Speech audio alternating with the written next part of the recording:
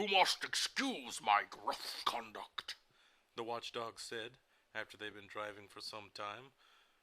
But you see, it's traditional for watchdogs to be ferocious. Milo was so relieved at having escaped the doldrums that he assured the dog that he bore him no ill will, and in fact was very grateful for the assistance. Splendid, shouted the watchdog. I'm very pleased. I'm sure we'll be great friends for the rest of the trip. You may call me Talk. What a strange name for a dog who goes tick, tick, tick all day, said Milo. Why didn't they just call you... Don't say it, gasped the dog, and Milo could see a tear well up in his eye. I didn't mean to hurt your feelings, said Milo, not meaning to hurt his feelings. That's all right, said the dog, getting a hold of himself. It's an old story and a sad one, but I can tell it to you now. When my brother was born, the first pup in the family, my parents were overjoyed and immediately named him Tick, in expectation of the sound they were sure he'd make. On first winding him, they discovered to their horror that instead of going Tick, he went Talk.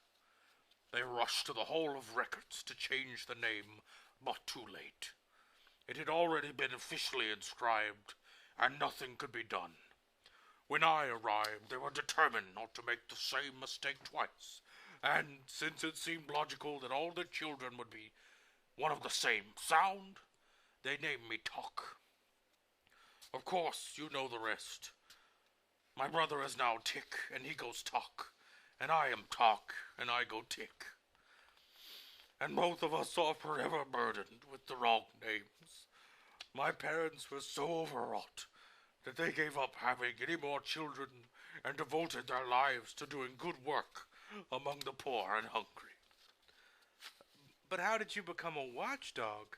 Interjected Milo, hoping to change the subject, as Talk was sobbing quite loudly now. That, he said, rubbing a paw in one eye, is also tradition. My family has always been watchdogs, from father to son, almost since time began. You see, he continued, beginning to feel better, once there was no time at all, and people found it very inconvenient. They never knew whether they were eating lunch or dinner, and they were always missing trains. So time was invented to help them keep track of the day and places when they should. When they began to count all the time that was available, what with 60 seconds in a minute, and 60 minutes in an hour, and 24 hours in a day, and 365 days in a year, it seemed as if there were much more than could ever be used. And if there's so much of it, it couldn't be very valuable. That was the general opinion. So soon it fell into disrepute. People wasted it and even gave it away. Then we were given the job of seeing that no one wasted time again, he said, sitting up proudly. It's hard work, but a noble calling, for you see. And now he was standing on the seat, one foot on the windshield, shouting with his arms outstretched. It is our most valuable possession, more precious than diamonds. It marches on, it and tide wait for no man. At that point in the speech, the car hit a bump in the road, and the watchdog collapsed in a heap on the front seat with his alarm ringing furiously. Are you all right? Shouted Milo. Grunted Talk. Sorry to get carried away, but I think you get the point. As they drove along, Talk continued to explain the importance of time, quoting the old philosophers and poets and illustrating each point with gestures that brought him perilously close to tumbling headlong from the speeding automobile. Before long, they saw in the distance the towers and flags of Dictionopolis sparkling in the sunshine, and in a few moments they reached the Great Wall and stood at the gateway to the city.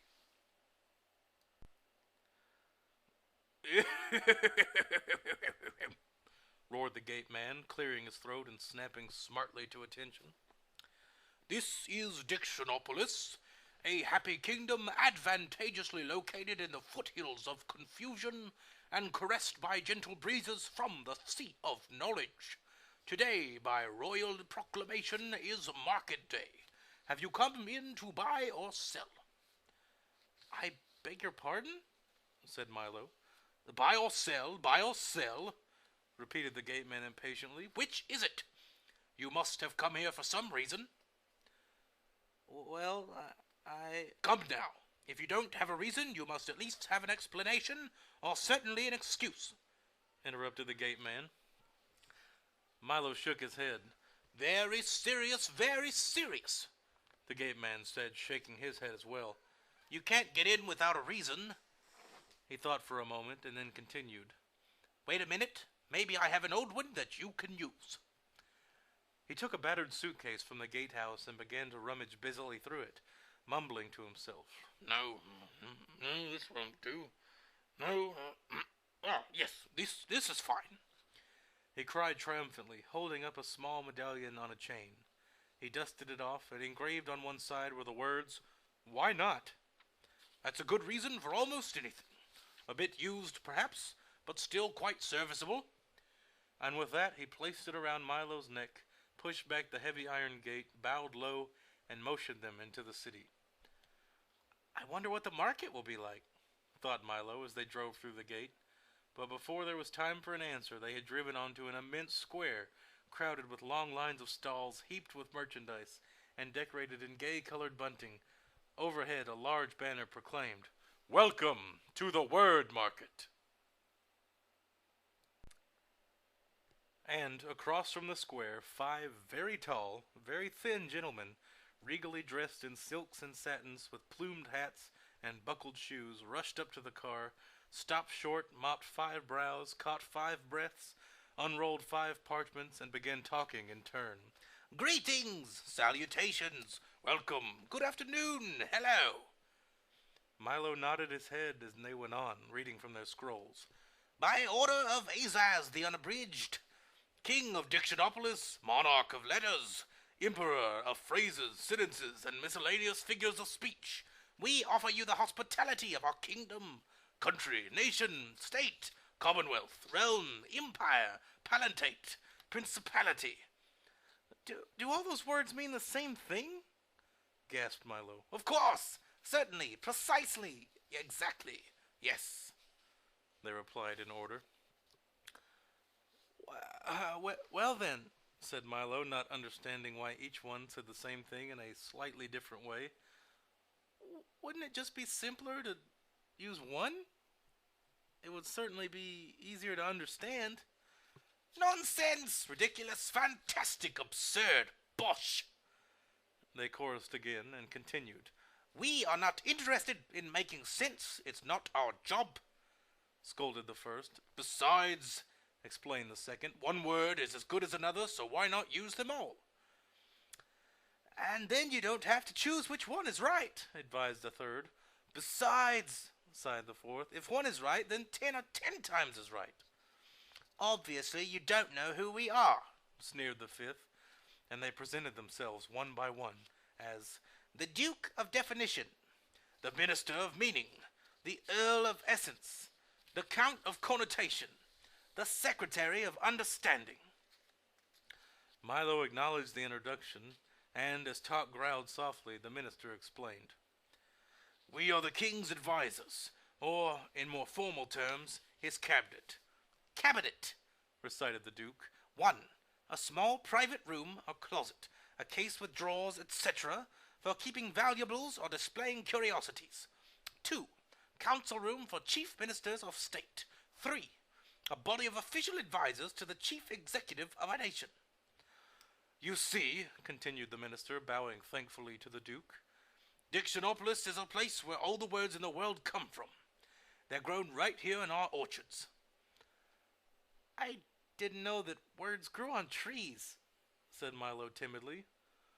Where'd you think they grew? Shouted the Earl irritably. A small crowd began to gather to see the little boy who didn't know that words grew on trees. I didn't know they grew at all, admitted Milo even more timidly. Several people shook their heads sadly. Well, money doesn't grow on trees, does it? Demanded the Count. I've heard not. Then something must. Why not words? Exclaimed the undersecretary triumphantly.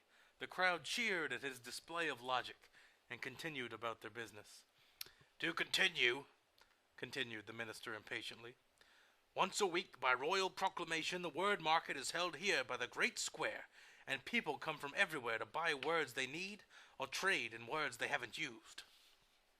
Our job, said the Count, is to see that all the words are sold are proper ones, for it wouldn't do to sell someone a word that had no meaning or didn't exist at all. For instance, if you bought a word like glibbertisk, where would you use it? It would be difficult, thought Milo, but there were so many words that were difficult, and he hardly knew any of them. Well, we never choose which ones to use, explained the Earl as they walked towards the market stalls. For as long as they mean what they mean to mean, we don't care if they make sense or nonsense, innocence or magnificence, reticence or common sense. That seems simple enough, said Milo, trying to be polite. Easy as falling off a log, cried the Earl, falling off a log with a loud thump. Must you be so clumsy? Shouted the Duke. All I said was, began the Earl, rubbing his head. We heard you, said the minister angrily, and you'll have to find an expression that's less dangerous. The Earl dusted himself off as the others snickered audibly. You see, cautioned the Count, you must pick your words very carefully, and must be sure to say what you intend to say. And now we must leave to make preparations for the royal banquet. You'll be there, of course, said the minister. But before Milo had a chance to say anything, they were rushing off across the square as fast as they had come. Enjoy yourself in the market, shouted back the undersecretary. Market, recited the Duke, an open space or covered building. And that was the last Milo heard as they disappeared into the crowd. I never knew words could be so confusing, Milo said to Talk as he bent down to scratch the dog's ear. Only when you use a lot to say a little, answered Talk. Milo thought this was quite the wisest thing he'd heard all day. Come on, he shouted. Let's see the market. It looks very exciting.